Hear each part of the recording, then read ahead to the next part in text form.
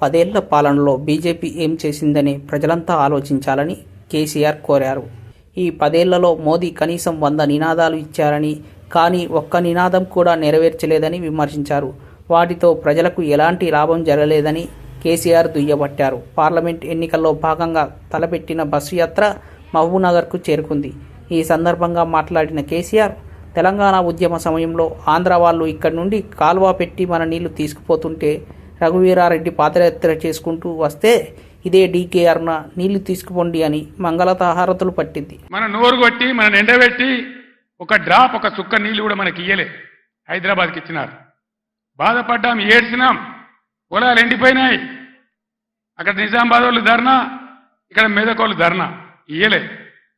తెలంగాణ వచ్చినాక కదా ఇదే హరీష్ రావు ఇరిగేషన్ మంత్రిగా ఉండి జటా కాలువలు తవ్వి నీళ్లు సింగుకుల కాలువలు తవ్వితే కదా అందులోకి నీళ్ళు వచ్చినాయి, పంటలు పడినాయి. ఎక్కడి నుంచి ఇదే డీకేఆర్న నీళ్లు తీసుకుపోండి అని మంగళహారతులు పట్టిందని ఆమెకు మనం ఓటు వేయాలా అని ప్రశ్నించారు.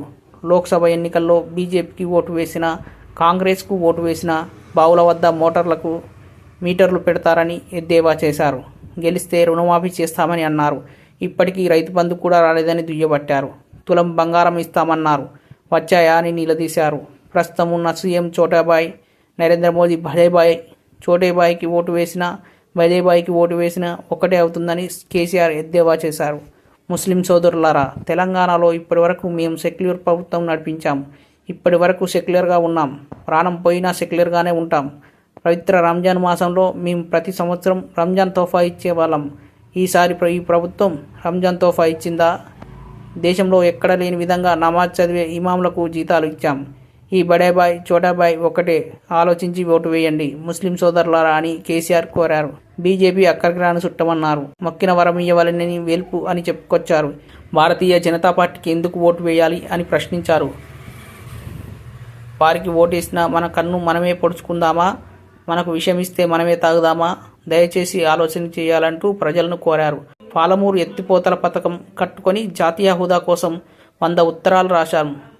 కానీ కేంద్రంలోని బీజేపీ మాత్రం హోదా ఇవ్వలేదని ఆరోపించారు. మోదీ పాలనలో రూపాయి విలువ పడిపోయిందన్నారు. దేశంలో 157 మెడికల్ కాలేజీలు పెడితే తెలంగాణలో ఒక్కటి కూడా ఇవ్వలేదన్నారు. చట్టం ప్రకారం రాష్ట్రంలో ఎన్ని జిల్లాలు ఉంటే అన్ని జిల్లాల్లో నవోదయ పాఠశాలలు ఇవ్వాలి. తెలంగాణకు ఒక్క నవోదయ పాఠశాల అయినా ఇవ్వలేదని గుర్తు చేశారు. ఇలాంటి బీజేపీకి ప్రజలు ఎందుకు ఓటు వేయాలనేది ఆలోచించాలని కోరారు. పార్లమెంట్ ఎన్నికల్లో బీఆర్ఎస్ పార్టీ అభ్యర్థులను గెలిపించాలన్నారు. తెలంగాణ హక్కుల కోసం పోరాడే పార్టీ బీఆర్ఎస్ మాత్రమే అని, ఎంపీలను గెలిపిస్తే పార్లమెంట్లో రాష్ట్ర హక్కుల కోసం పోరాడతామని కేసీఆర్ స్పష్టం చేశారు. ఇలా వాళ్ళకి సురుకు పెట్టాలి. ఇదే పార్లమెంట్ ఎన్నికల్లో బిడ్డ మీరు మోసం చేస్తే గుద్దితే కింద పడకూడదామనే జవాబు మీరు చెప్పాలని చెప్పి నేను మిమ్మల్ని కోరుతా ఉన్నా.